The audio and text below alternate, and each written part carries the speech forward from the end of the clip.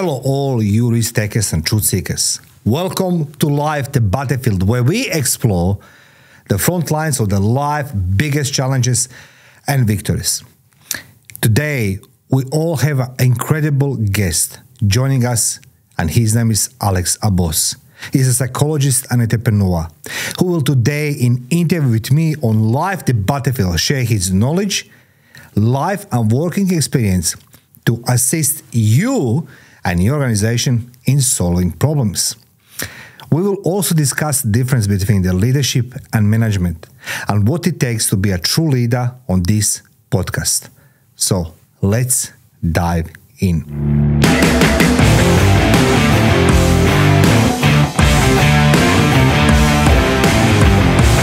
Hello, all you risk takers and truth seekers to podcast Life the Battlefield. As I mentioned before, my guest in studio today, it is Alex Aboss. Alex, welcome. Mario, my pleasure to be here. Thank you so much for having me. Alex, the question I do have for you, it's just a very short, sharp and shiny answer from you. Yeah.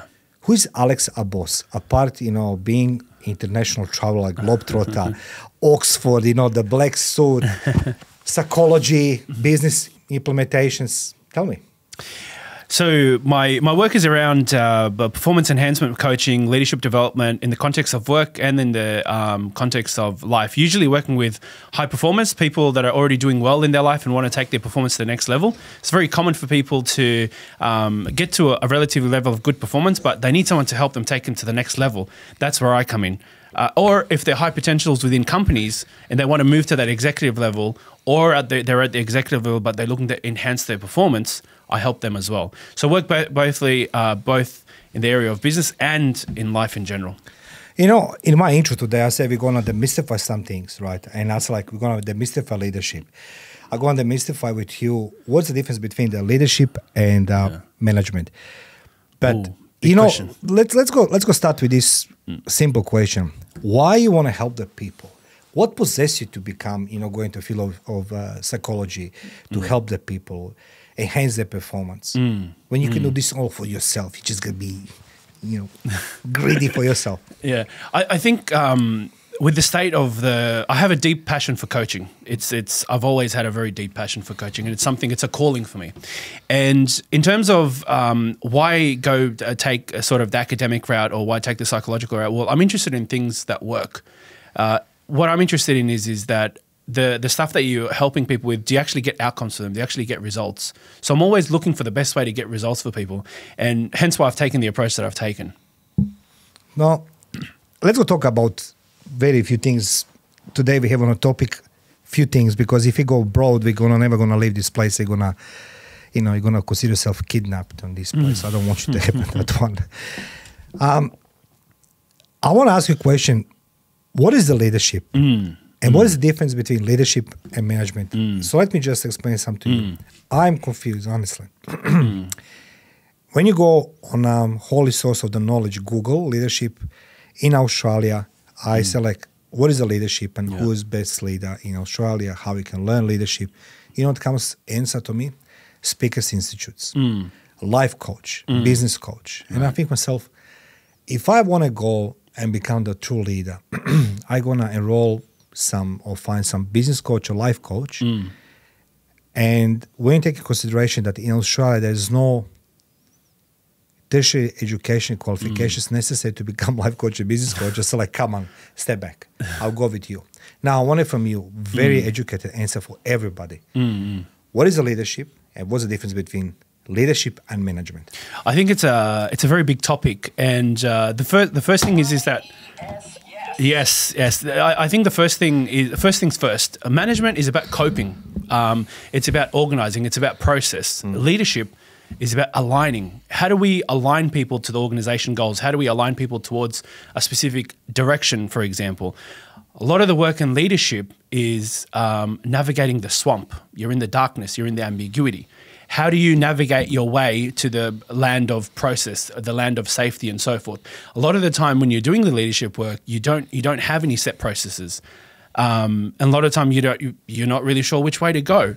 So when you're leading, what you're doing is that you're navigating that ambiguity and you're aligning people to the vision Which way do you want to go? Which way are you going? Which way is the company going? Which way is the organization going? Managers usually work in an area where there's set processes. They just manage the process. They cope with it, okay? That's the fundamental difference between leadership and management. Although some people may disagree. They might say management and leadership is the same thing. It's not. It's not. It's not. It's different. And for those reasons is that with leadership, you also need strategy as well.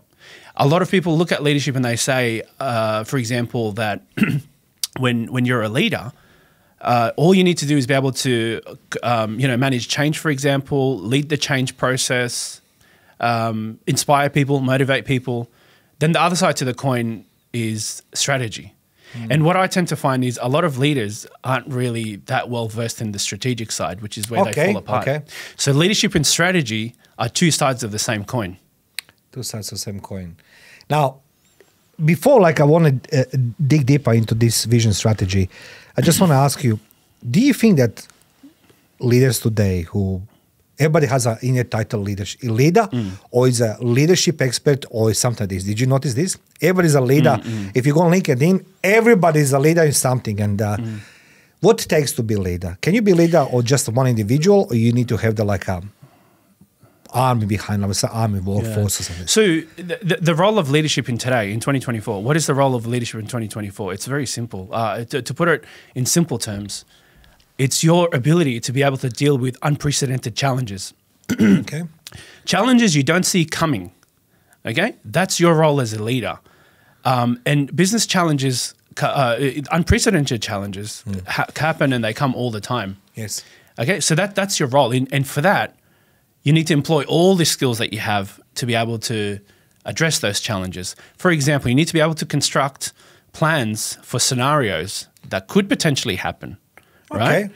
So one of the fundamental issues that a lot of leaders face in today's world is that they put all their eggs in one basket and they say, we are going to plan for this because this is what will happen. No one can actually predict what will happen. So the first mindset shift, one of the mindset shifts is that we have to move away from this is what will happen to what could happen and prepare for a variety of scenarios rather than to prepare for just one scenario. Because what if that scenario that you've been planning for and put all your eggs in the one basket for never happens? What do you do then, right? So it's about remaining alert. It's also being able to think widely, okay? Looking at the needs of the various stakeholders, not just about yourself, but all the stakeholders. Instead of thinking about your ego, okay, take the horse blinkers off and ask yourself, what do all these stakeholders need from me? What do they need from my organization? So you think wide. But it's not enough to think wide. You also need to think far, okay? You need to look beyond the horizon. So in the transactional environment, you may have your suppliers, you may have your customers, you may have the regulators. And most leaders just look at the transactional environment. But they don't look at what's happening globally. They don't look at the energy prices, for example. They don't look at the political changes. Interesting. Can expand this? And in order for you to be effective, that's about looking beyond the horizon. So you need to remain alert. You need to remain alert far and wide. So you need to look beyond the initial people that you come into contact with, and then you also need to look wider as well.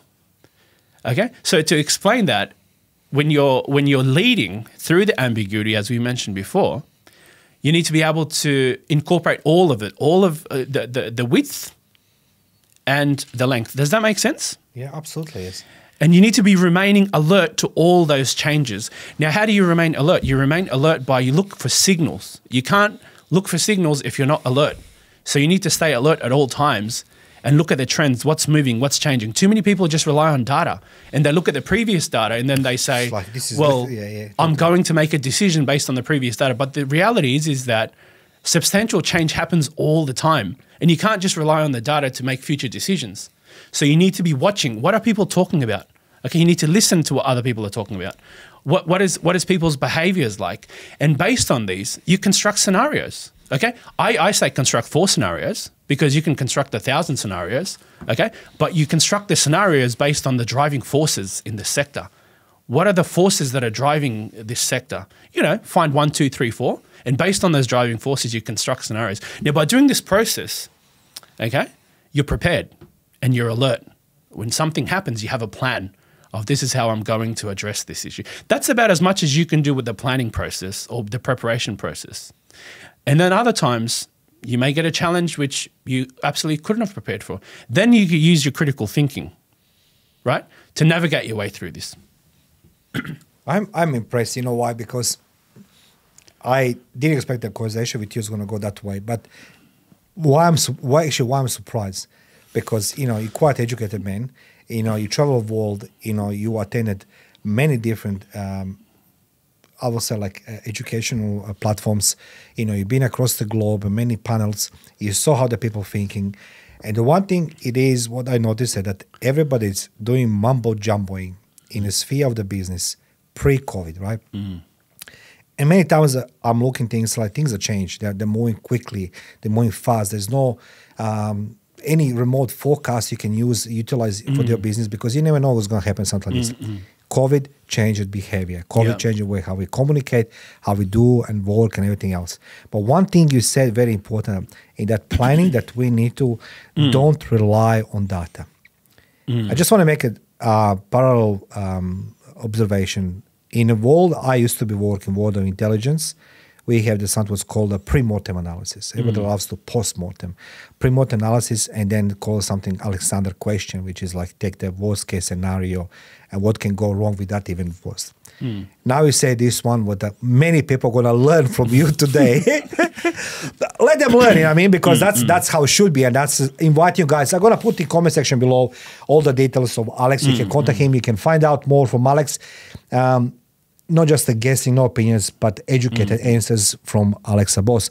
So, Alex, let's go back now on a vision and strategy. Do you think that leaders today actually missing that vision and strategy? I just want to address one thing you said about COVID. Okay, so yes, of course. we talked about remaining alert before. And everybody knew that there was going to be, well, I mean, there was speculation that once every so many years there was going to be another pandemic, for example, that was going to come. Yeah. Now, we talked about looking and remaining alert of the signals, things that people talk about, trends and so forth. There was a movie made, I think, in 2012. It was called Contagion. And that was a very somewhat accurate description of what the next pandemic was going to look like. Yes. So some could say, if they were really alert, that that movie was actually depicting the next pandemic that was going to come.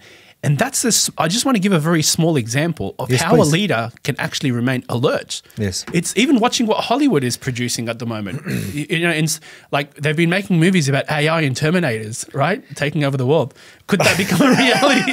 So, in terms of the planning process, okay, if you're a world leader or you know you're in charge, okay, could you construct a scenario for? Could there be a scenario where that could happen? I mean, this is really wild stuff, right? We're going like really outside the box here, but I'm just making a point about remaining alert. Yes. And looking for the signals of what's happening in the environment, because the environment, although it's ambiguous, will always have some signal for you and your business about what's coming this way, potentially. Sometimes there'll be absolutely no signals at all. The radio's not working. There's no signal, right? And then that's even tougher because now you have to prepare and navigate your way through some situation, some scenario which you did not see coming, okay? But the best you can do is remain alert. Now, you come back to me, you were saying something about the strategy as well. So I say leaders are good, usually have well developed in two of the three areas. And those areas are you're either a leader as an architect, you like process, you like to architect, you like to design things. You got the leader as a broker who loves to network, you know, they're extremely good at networking, they're able to form levels of trust with people and so forth. And the third capability is the shaman. The shaman is the visionary. He's able to see into the future and make predictions. And they have a very, very strong ability to be able to do this. So three things, okay? You've got the leader as architect, you've got the leader as networker, and you've got the leader as a shaman. I help people find which of these two abilities are you strong at and which of these two abilities are you good at. That's your job actually from you go in a company, that's what you're saying, and you try to identify and leader, he's an architect, networker, or the shaman? Is that correct? Shaman. Broker. Yeah, Broker. a networker is the broker. Yeah. Yeah. So, no, I mean, it's not all of it, but it's a good framework to Yes, start that's from. good, yes. Which one is you? I mean, someone who's a natural networker, let's say, for example, you're doing a merger and acquisition, you want to merge with a different company. Who's going to be the best person to do that? Is it going to be the architect that's going to, go in there and try to look at all the processes and dot all the I's or cross all the T's? Or is it going to be the person that's going to go in there, it's going to make a social impact, influence them, but also be able to form high levels of trust? But I'd say that what's needed there is someone who's a natural networker. So if you are not if you don't enjoy it and networking is not your thing, maybe someone from your organization can go and attend that meeting if you're doing a merger and acquisition where they are the natural broker. But it's about asking yourself, out of the three things, which one do I like, which one do I enjoy, which one am I good at, out of the two or three? And usually leaders are good at two of them out of the three. You're either the architect, you're the broker, okay? Yeah. Or you're the shaman. The shaman is the visionary. He's able to influence and he's able to predict and he's able to see, he can see the trends and so forth. And sometimes companies need that. Let's say for example, they're in financial distress, for example. They really want to push the envelope. They want to move in a commercial direction. They need the shaman. It's very competitive out there. There's threats coming the way. The shaman says, well, I'm going to come in and for me to push the envelope with this company, what I'm going to do is I'm going to make sure that the culture of this company is going to be the competitive advantage for us. And this is what's going to see us through the future because that's how our company is going to have an edge over the competitor. And he'll construct the case as to why, for example, this move that he's making is the best move because he's the visionary. Right? But the architect isn't that visionary. He's not able to see the vision to the same level that the shaman is able to see. So, and then other times it's about saying, for this position that you're in here at the moment, what's needed, right? Which two highly developed skills are needed? So what I'm getting at is that as a basic foundational step, it's about asking and assessing yourself, which of these three am I good at? Which two of these three? And what's needed in this situation? What's needed in an organization? Let's say you're the visionary, okay? Yeah. And you need to get the company out of financial strife. Yeah. And you have a way of doing this, right? You need alliances, for example. You need other companies to jump on board with you, okay? You might have a second in charge, right? Yes. Who's the broker?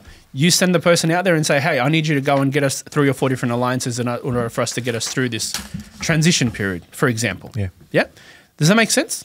You know, I just want to make sure that people understand from my point of view, I don't classify myself as a leader, and I will, that role, it's not something I can explore just on my own, because I truly believe one thing I learned in the army, you don't become the leader being chosen to be the leader. We don't have the courses in military how to become better leader.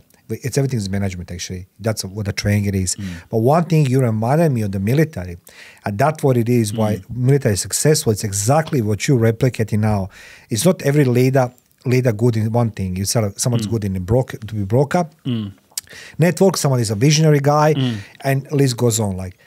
In military, it's the same thing. You have the offensive generals, you have the defensive generals, you have the people who are good in PR, people who are good. So you choose based on their strengths, right? And that's what you're saying right now. So it's not the leader just being the leader, just having the title leader. It means I'm invincible. I'm the guy who knows everything, right? We need to have a two I see. We have people who have a different set of skills who can complement our set of skills and achieve this with the business. You said as well with contagion, right? Contagion is a great thing. That's what it is. You are spot on. I don't see nobody of these big names on LinkedIn talk about leadership. One thing you said, and that's always advocate with my clients, try to do a worst case scenario, right? In boardroom, whatever it is, try to exercise, repeat. Repetition doesn't make you perfect, makes you permanent. And that's what it is. You're saying this very, very well. And I was doing the notes, and they say the biggest mistakes for the leaders are not giving feedback, being too hands-off, not delegating effectively. That's according to the holy grail of the knowledge, Dr. Google. Do you agree with that one? So I think, no, I don't agree with that one. I'm going to say communication is the most important, and I'll come to that. But first, I want to address your point with the military. Yeah. Think of the organization as the military, for example, and what you have is you have lines of defense. That's good. Okay. You go out there in the world, companies come in, run into risk all the time. Yes. Okay. And then this question becomes, who's the one in charge that's running the show? Well, it's the CEO. Now, you should have lines of defense. So let's say, for example, you've got a team leader. A problem happens. It should be resolved at the team leader level. If it gets escalated to the manager, then it goes to the general manager, then it comes to the CEO, for example, and they all can't resolve the problem. It comes to the CEO. What if the CEO makes a mistake? That's the line last of defense. That's the last line of defense. It should not come to the CEO. So you want to strengthen your lines and your capabilities where most of the issues that you come into contact with is fixed by the frontline soldiers. Right? You shouldn't come all the way to the general to resolve every problem. Because here's the thing. If it's the CEO that gets it wrong, for example, or if it's the general that gets it wrong, they don't have anyone to help them navigate or help them see the blind spots. And if they get it wrong, then the whole company comes into strife. Some companies have a board. And I say the board then becomes the last line of defense because then you've got someone to take it to and get feedback from, for example. Yeah? I will choose you. Sorry to interrupt you. This is the reason why I will choose you to train. Seriously, I'll tell you why. Because as I said, I'm not coming from the point talking about leadership because that's not my expertise. But one thing I always bring into my business across, it's elastic defense, which means, as you said right now, you make it your frontline soldiers, the NCOs and commanding officers, more responsible, accountable, and they have more initiative. And more capable. That's great. Build the capability. Yeah. Because if you go to the strongest point, that's a weakest point, the CEO, right? Yeah. And it's that's what Alex, it is about. Nobody talks the way you talk, man. Where's the passion coming from, man? So I just wanted to give you that analogy because we use the military, and one of the reasons why giant companies stumble, I'm not talking about little startups, I'm talking about Fortune 500 companies in America. And what I say by a stumble, well, first we have to define what is a stumble. A stumble is any organization that doesn't give a 25% return to their shareholders. So the shareholders come into the company and they say, here you go, I'm going to invest my money in your company. At the end of the financial year, I expect you to give me a 25% return. When a company cannot give them the 25% return in that financial year, they've essentially stumbled. Now, let's have a look at why companies stumble. Because we say only small companies stumble, but no, even the giants stumble. Why do giants stumble? And I'll tell you why the giants stumble. One of the reasons why the giants stumble is because they don't have good lines of defense. Okay, they've got incompetent managers that are not able to eliminate the risks, and the company runs into HR issues, they run into finance issues, they run into compliance issues, and all sorts of issues like that. And this is one of the myths in this space also here as well, is bring people from outside the industry to work in the industry. Okay, fine. There is pros and cons to that. But what if you've got someone in a significant position of authority or responsibility and they're not able to manage the risks of their department? Well, that could cause your whole company to stumble because you've just got one weak line, right? To use a military analogy again, okay? Well, I don't know, what is it, platoon maybe, for example? There was one area which your army was not strong, and that penetration there caused the whole army to nearly crumble because of one weakness there. Yes, okay? That's correct. So this is why having people that are highly, the thing is that having people that are able to manage the landscape that they're operating in is very important. Now let's come back to what you said about do I agree with Dr. Google? The reason I don't agree with Dr. Google is because communication is the most important thing for a leader. Okay, manage a different, maybe something different, but let's talk about leader. You asked me why, let me tell you an example why. Okay, there was a fire, I think in the mid-40s, the 1940 or so, and they had a leader back then. His name was Cliff, and the way these guys were, firemen, all of them firemen, all they sort of in their 20s to mid-30s. The people that were reporting to Cliff, he was in his mid-30s, would say, Cliff is a great guy. I think he's an excellent leader, but I never know what he's thinking. And that's interesting. That's interesting. Yeah. So they had a fire, and then they assessed the fire, and they said, I think this is a pretty standard, protocol. We're going to go there. We're going to expect that this is going to be put out in about 4 to 6 hours, and we're going to come back. So they all had breakfast, they got ready, and then they sat in their helicopter and they drove to the place where the fire was occurring. But what happened was when they got there, the fire blew out of proportion, okay? It wasn't a big fire. It turned into a massive fire, right? And all process went out the door. No more protocols.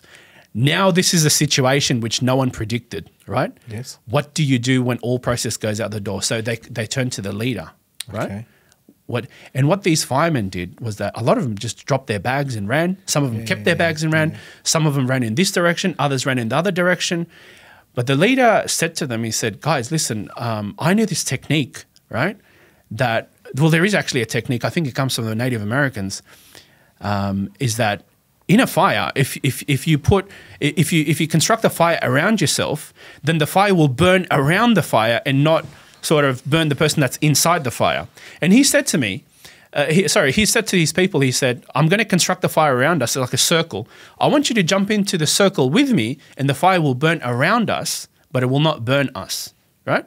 But they didn't trust him.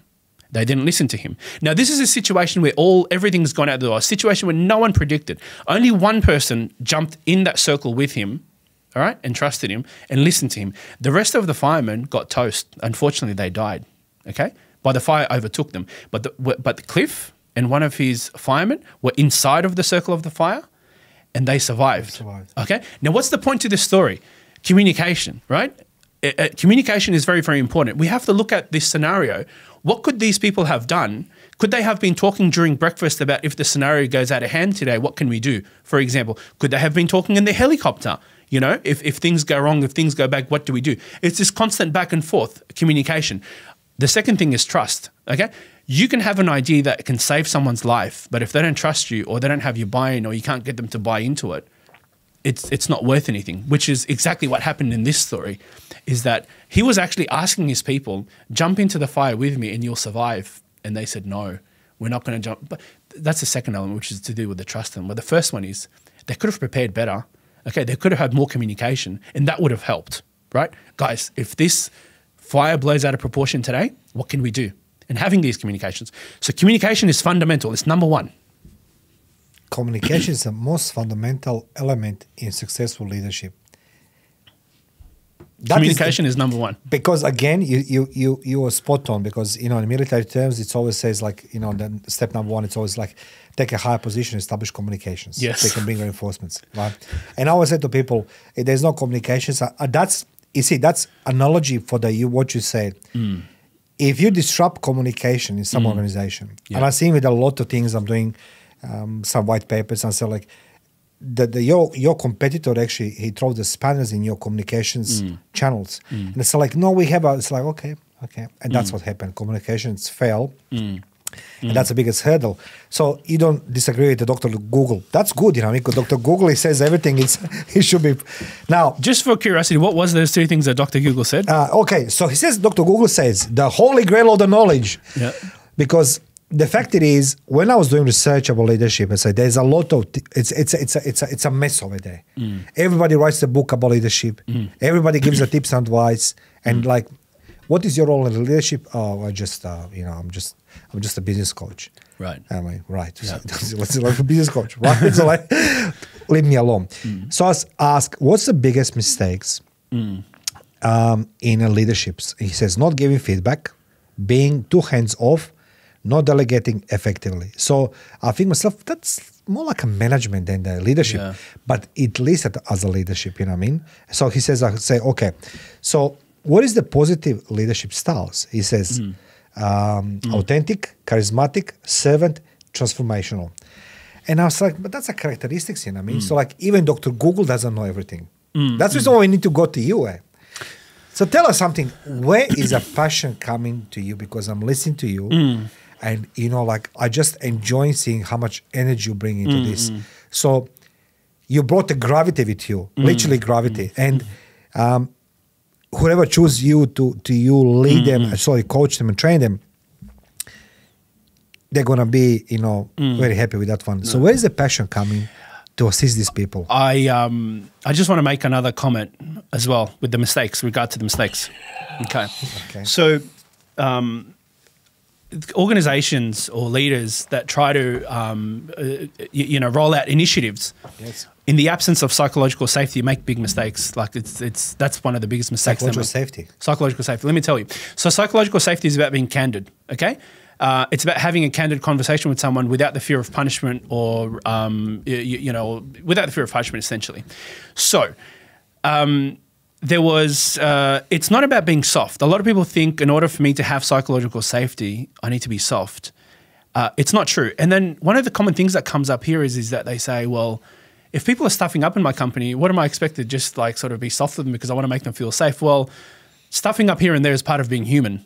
All humans stuff up. But stuffing up consistently is a different story. Okay, we've got to be able to differentiate the two in psychological safety. Now, Wells and Fargo was a major American bank. Okay, yes. But they had a colossal failure because in the absence of psychological safety, they had this new. If you look at their vision statement, they say we're honest, we're ethical, the customer comes first. Their values were about integrity. It was all there in their mission statement and everything. But they rolled out a strategy, and their strategy was we're going to cross sell 8 different services or products to each customer. That was a strategy because they wanted to grow the business. Yeah.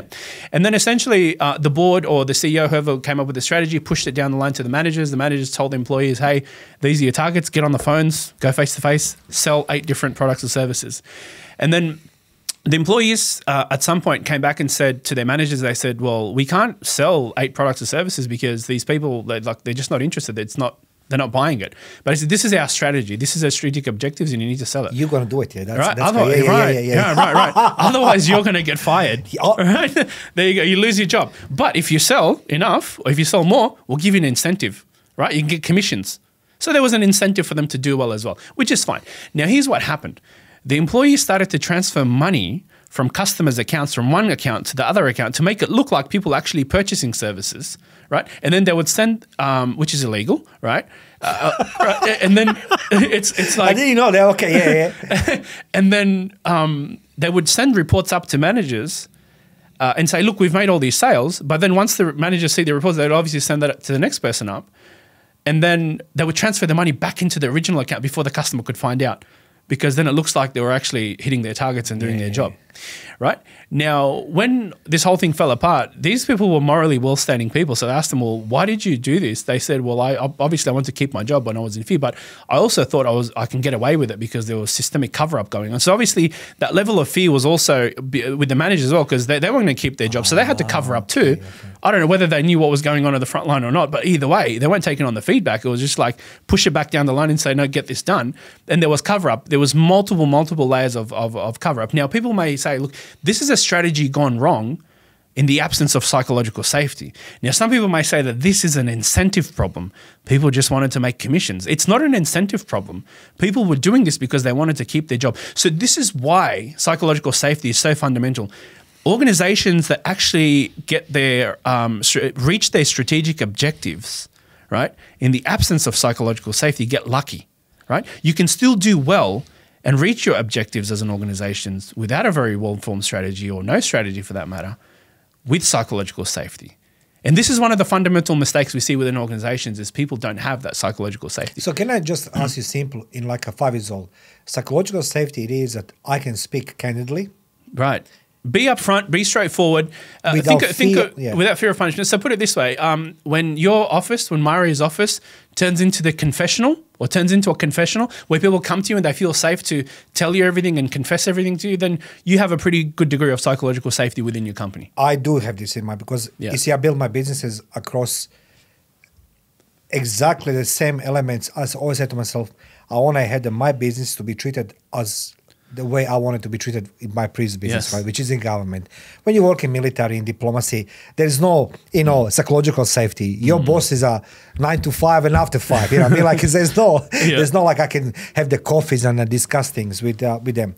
But in corporation, it's a little bit different. It's much more prudential. Which leads me to the you say something very, very interesting. People are doing this. What's it called? The bank? Wells and Fargo. Wells and Fargo, right? And this leads me to the, the very well written book, and everybody knows that book called Art of War. And Art of War, Sun Tzu says this: when a commanding officer gives the some type of the order, if nobody not register, if he thinks they didn't heard. He says second time give the order, nobody does nothing. He say maybe they didn't understood me. He says the third time they don't do it. That means they don't listen to him. And I think what you say, psychological safety can lead into something else, and that is sabotaging the leaders. What do you think about this one? Do employees or the below management sabotage good leader because they see him or her as a threat? Well, I think that just that example you gave with Sun Tzu, he said, people don't listen to me. That's communication, really, isn't it? So, that's correct, yeah. Which we touched on first, right? That's so right, yes. I guess Sun Tzu is just confirming what we talked about before. Absolutely. That's right. I was related to this because, that communication is it's a double-edged sword. It can bring the company up, but it can actually bring down, because there's a people who are gonna break the chains of communications or line of communications to Yes. sabotage good leader Yeah. because they feel threatened. But also this Sun Tzu was also maybe he was very purposeful. He had a vision which was enduring beyond himself. That's good. And that is actually quite motivating. Now the thing is, coming back to communication, one, again, if you've got a vision and it's purposeful, it's enduring, it's for the people, you're trying to enhance the lives of so many people, like the country and so forth, and people get that. And this has come back to community. Okay, and they but understand that. my question is now. It's very motivating. Now I'm gonna insert myself into this. Okay, if the leader appears in company, right, or for some reason is chosen, him or her, and we know identify that person as a leader, that leader needs to inject him or herself into the bloodstreams of employees, right? How they gonna do this if you have some leaders like it's good on in a vision, but it's like okay, Alex and Martin, we can do this. How? So That's where the hammer comes out. How? I think you might be referring to resistance. People are resisting the ideas, maybe potentially, or because what happens. This has to do with the culture. The culture of the company is basically the whoever the board is or whoever the CEO is. It's their thought process. It's their practices. It's their rituals. It's the symbols. And so forth that they use, that becomes the culture of the company. Yeah. Some people may or may not. So you have a vision. We have a strategy. We have now the what's it called? What's the symbols and yeah, the rituals, the practices, and ritual practices, the thoughts. Right? Think of the values, right? think of the culture as the master hard drive of the leader. Whoever is leading that organization, their thought process, and sometimes the sad thing is that if the leader's thinking is not in line with reality of the outside world, or they don't have enough flexibility, for example, that's when they become overtaken and the business crumbles, the business dies, because the leader's thinking is not in line with reality, which comes back to this law of requisite variety, it's Ashby's law, which says to us that the person, individual, or the company which has the most behavioral flexibility rules that environment, right? Now, coming back to what you were saying before about people not listening or how do they inject themselves.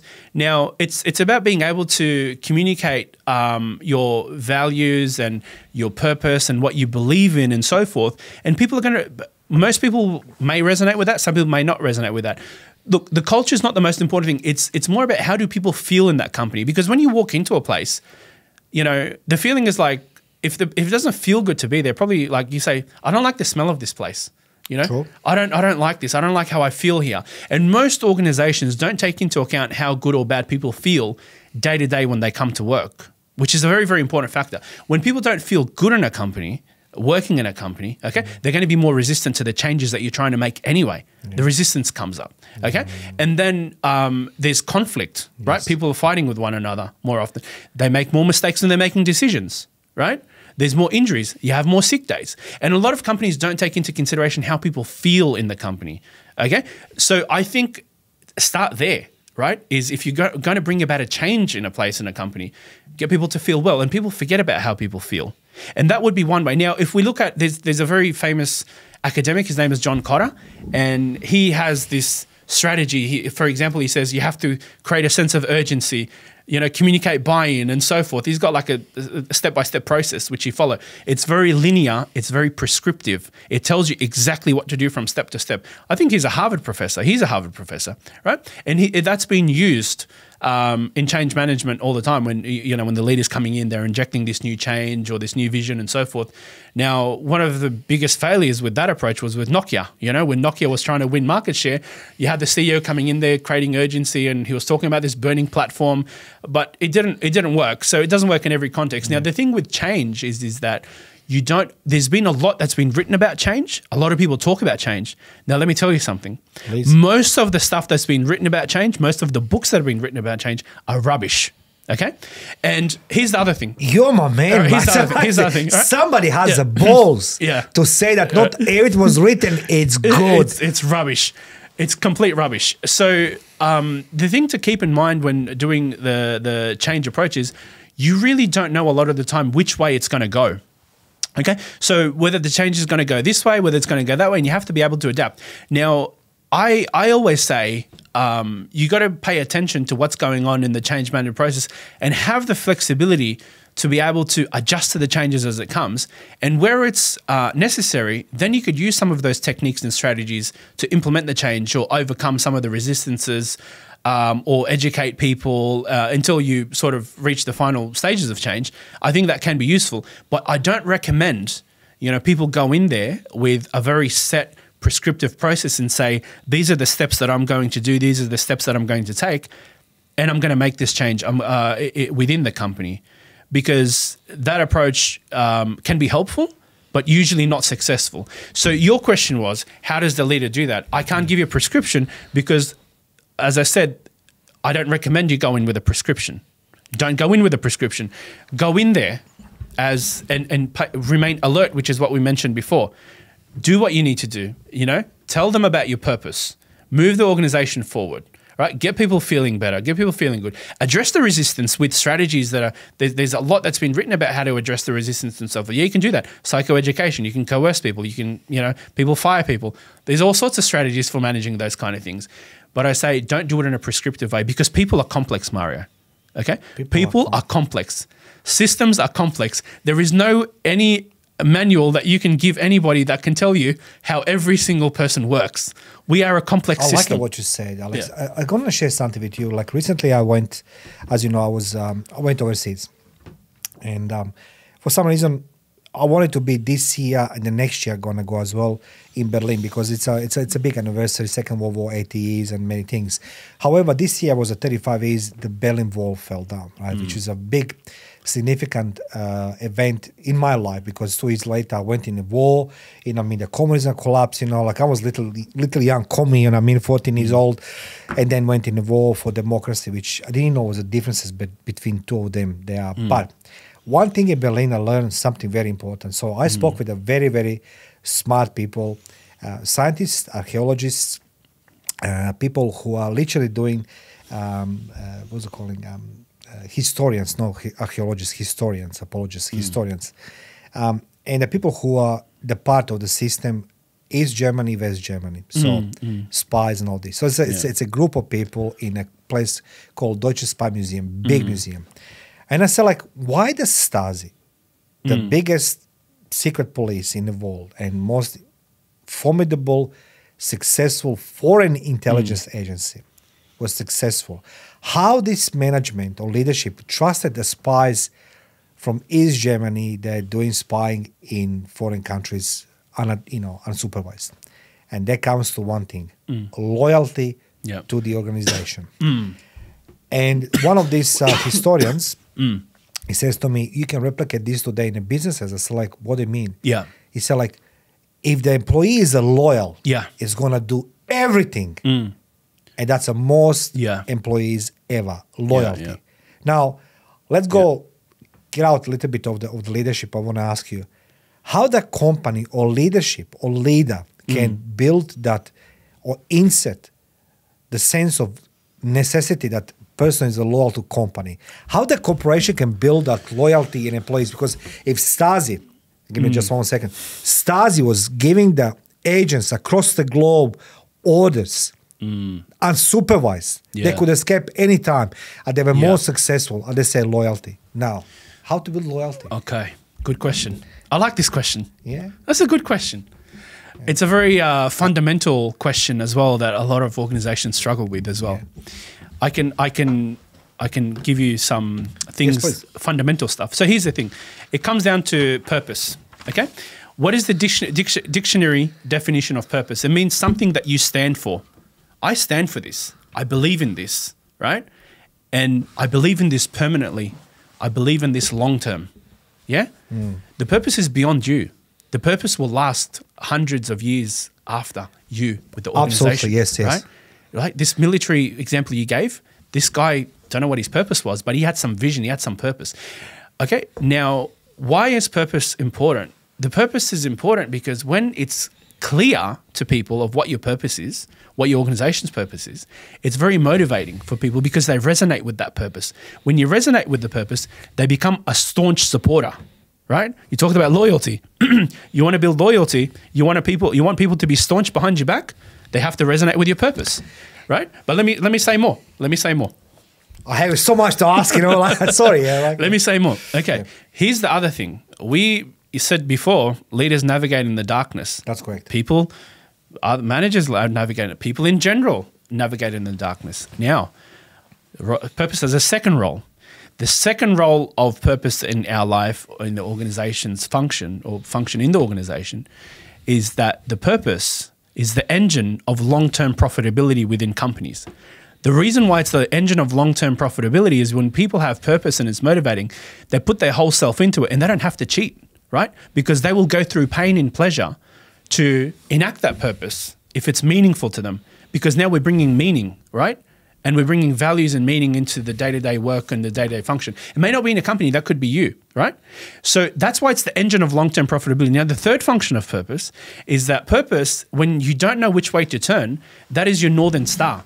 So what is a northern star? You're in the forest, you don't know which way to turn, but you know that you're going in this direction. And purpose gives you that long-term direction for you to follow. And I think that's the important. That's a very important and fundamental part. If you want to build loyalty, if you want people to be motivated, if you want people to move towards a direction, you have to have purpose.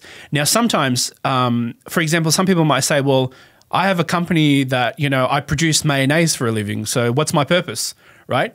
And, you could have every company has a purpose because they've been developed because they want to improve the community, they want to improve the world.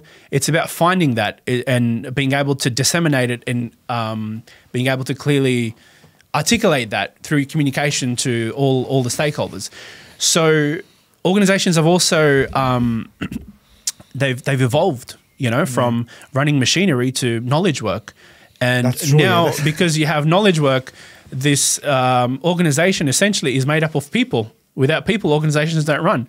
But people have souls, right? People have a heart and they have a soul. And they have morals, right? Most people are altruistic. They want to help other people. They want to do the good thing by other people, right? So your organization needs to be grounded in moral purpose, right? The morals. You need to bring the morals into it, okay? And for this to work, you need the brains, right? Because the world is a messy place, but you also need the heart. You need both. You need to combine the brain and the heart. And that way of the loyalty, the way forward with the staunch supporters and so forth, that comes from the heart.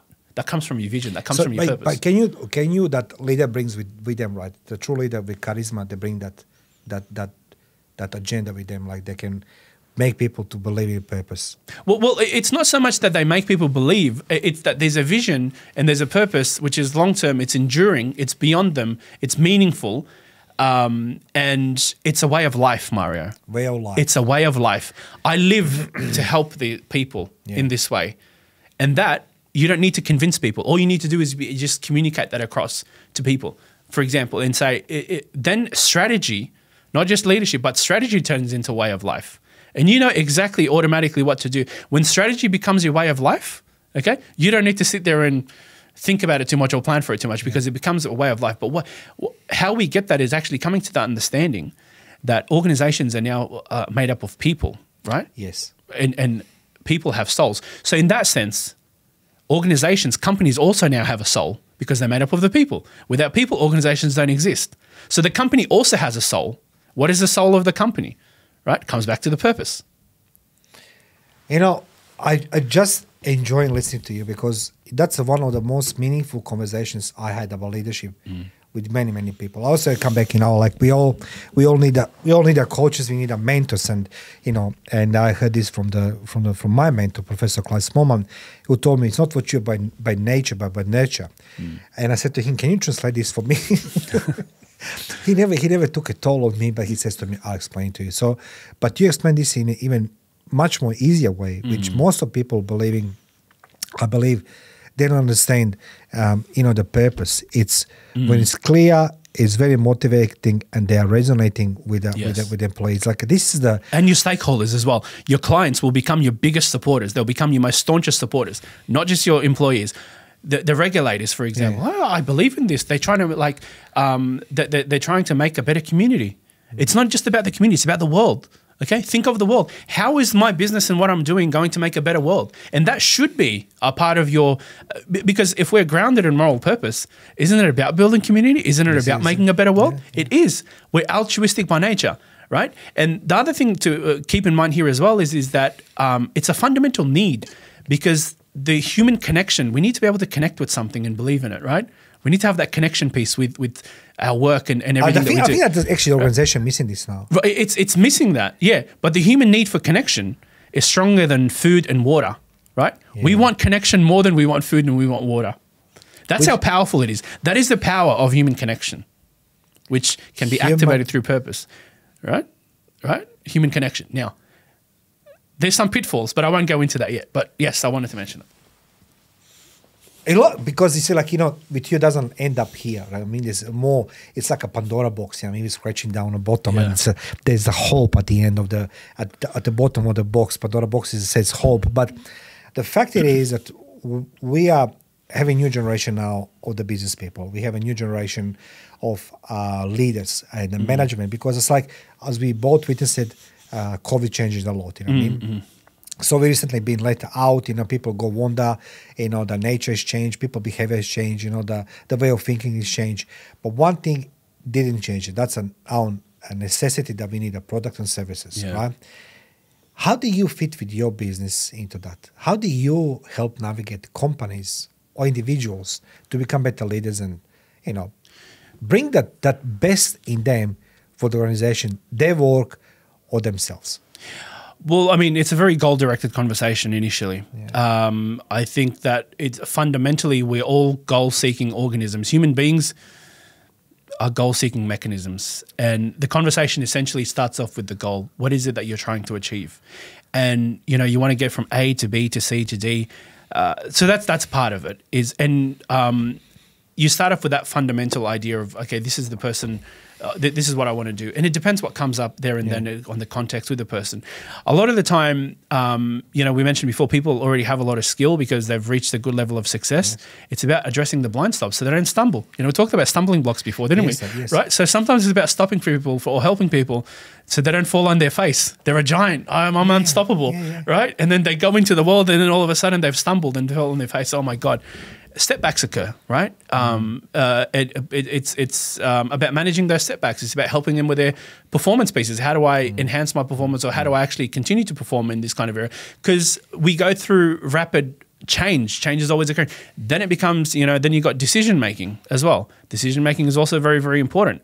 And we explore and unpack these, and then explore and unpack people's assumptions about leadership. We all have a lot of assumptions, right? What is leadership about, right? And it's about unpacking that to help you become a better leader and so forth. Now, that's sort of at the leadership level, but in terms of the performance level, it's about teaching strategies or psychological techniques that help people perform better, increase their performance. But how do you help? How do you help? What services are you doing to help the people? How do you help? Well, for me, mainly it's we engage in a consulting or coaching engagement, right? Whether in a company or with an individual, online. Can I ask you something online? This is very itching question now. Every day I get in some type of phone communication with somebody unknown. Maybe some people I know. It's mostly LinkedIn or my emails. Yeah. And there's individuals who knows all my problems in past, current, and future they can solve. And I think to myself, you don't even know who I am. You know what my problems they are. Yep. Is that what you call the coaching? Or the coaching, it's more like you say in depth, I need to see the person, understand that person, or that person seeks you as an expert to help them. Well, I mean, if most people who seek me want the best, so they come to me. Yeah, that's why they come to me, because they want the best. No, but I mean, if in terms of I hear from a lot of people who say, "Hey, I'm doing well, and I've done X, Y, and Z here. I've done workshops, and I've done this. I've had a coach. I've taken a bit of a therapeutic approach, but I'm now at the point where I'm looking for someone that can help take me to the next level, that incremental moving forward, that incremental adjustment moving forward as well. These are not people who necessarily have a lot of problems. Now, there's a difference between proactive and reactivity. They're taking a proactive approach to their development piece. I don't necessarily have. I'm not in a crisis. I'm not coming to you because I'm in a crisis. I'm coming to you because I have these goals. For example, I want to get better at. I want to create. Like the. I want to be this better leader. I want to transition into the executive role, or I'm in the executive role and I just need help navigating it, or I want to transition my career. Or I just hit 33, 35 and life just got real. I don't know what to do, 33, really? Well, I'm just giving you an example. People would come and say, I hit 30s and now life's getting real. For example, I'm doing well financially, but or they become a team leader or something for the first time. So there's a piece also around problem awareness as well. If if the person's coming in and they're saying to you, Mario, for example, I can help you, and you've got these problems, but like you normally would engage someone like that if you've said that you've got a problem. But if you don't have a problem, then I guess that would be a bit of a hard engagement, because either you're not aware of the problem or they're trying to create a problem for you that you don't have. So, which doesn't usually work very well. But normally the approach that I take is a proactive approach as well. You've got some objectives that you want to reach, and this is my laneway, this is my area of expertise, which is in the area of performance enhancement, leadership development, consultancy within organizations, and those are the people I usually engage with in either, one-to-one. Like, I mean, sometimes it could be executives that are sort of just hiring me outside of their role. In the company, it's not sponsored because they've just stepped into a new role and they need help navigating that, for example. My question is, I just want your honest opinion. Like, I'm listening to you and there is not enough conversation with you. Like, there's not enough time. I mean, we need to have more conversations, you and I. But the one thing I'm struggling to understand, I'm seeing recently the rise in these NLP trainings, right? Everybody's become an NLP coach, right? You know what I mean? Just go there, pay $3,000, left your hands in the air, and everybody's become the coach. Now, there's a problem with me with that, because my military, my education as well, and whatever you want to say, like, when you start changing people, you need to become accountable what you're doing. I don't think that 1 or 2 days, jumping around, the chairs, makes you the coach, which is true. The person who gives you a certificate is not qualified either, because I articulate this at the beginning. To become the business coach or life coach in Australia, you don't need to have accreditations. You just call yourself, right. I'm the business coach. Yes. I know. So please. I think that's one of the big frustrations, is that you don't know what you're getting in terms of quality. There's no regulation. There's no standard. I mean, if you're going to see any other professional, if you're going to see an accountant, for example, that they've actually, they're certified to a board and they're held accountable. But look, this industry is a big industry all around the world, and I think people who are selling these services, some people get burned, when they purchase services, or they purchase services and it doesn't work. But in terms of the NLP training or like any other kind of training people do, I think it's all useful. The problem is that when people become too focused on NLP, they know NLP and they know like 1 or 2 other modalities, and that's kind of their hammer, so to speak. And then every single thing that that they come to you with is they say, well, everything looks like a nail to me, so yep, I'll do that, I'll hit this and I'll hit that, and I'll fix all these problems, because these are all the problems that NLP can fix. But maybe the NLP is not needed in that context. But this is another analogy that I like to give is that think of a mechanic, right? It's if a person does a 3-day mechanical course, right? He's not a mechanic, he just did a 3-day course. And let's say being a mechanic wasn't regulated. Some person goes and does a 3-day course, and then they go to Autobahn and they buy Sidchrome tools. And they're very shiny tools. And then they come to you with all these tools and say, Mario, I'm going to service your car. I did a 3-day course, right? He's probably going to replicate. No, that's true, because I'm gonna cite somebody who was here recently. His name is he's a forensic psychiatrist, Dr. Basil Bunting, and he says, Mario, I enroll because he comes towards the end of his career. He says, I have enough of the hospitals, of the clinics, and all these things. He said, I want to do some consultancy, but I want to be more friendly. I said, okay, what that means? It's like, I need some certificates from civilian part of life, right? He said NLP. So he paid the good money. He's going for the workshop there. And he says on our first day, he asked the lecturer, whatever they called him, he said, how do you know that what you're saying is there?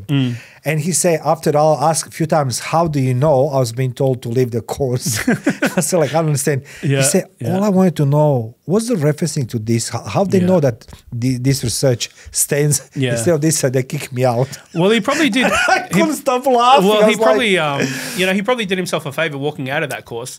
I remember non-refundable. Non-refundable. There you go. Yeah. Well, I mean, a friend of mine told me a story one time, and he said to the guy, he was doing a coaching course, and he said to him, the guy was standing at the front of the room, and he said to him, all your goals have to be SMART goals, SMART, specific, measurable, attainable, realistic, time-bound, SMART goals, SMART goals, SMART goals. And he said to him, well, can I just ask, why does every goal have to be a SMART goal? And can you show me some evidence that SMART goals actually work? Or how do you know it works? And he goes, well, I'm a master trainer. And he goes, I love this, Alex. But that's a say, like, guys. And he said, that's not good enough for me. And he goes, well, that's it. If you're not happy, leave. And he's like, I think it's time for me to go. Yeah, but that's my problem. It is like, because you can't, when the people are broken once or twice, you can start, try to fix it, whatever, try to correct. But there's so many broken bones, and I can see this in people around me. And that's when I go for all these meetings and say, like, how do you know this? You see, the tragedy is for me. I always say, like, one question, because I remember when I was in the army for 14 years, I have a drill instructors in a classroom, right, or professors in military school or an academy, people like you, academics with the titles. And then we need to transfer that theory into practical. And then you have a drill instructor who shows you 5 times how to do it. So theory and practice. And then when I said to somebody, how do you know? He said, what do you mean, how do I know? How do you know this is it? It's a lot of invention of the biggest BS I can see recently. So guys, I'm going to put a comment section below Alex details. So feel free to reach Alex. You'll be glad you did it. Alex, how do people can reach you for the end?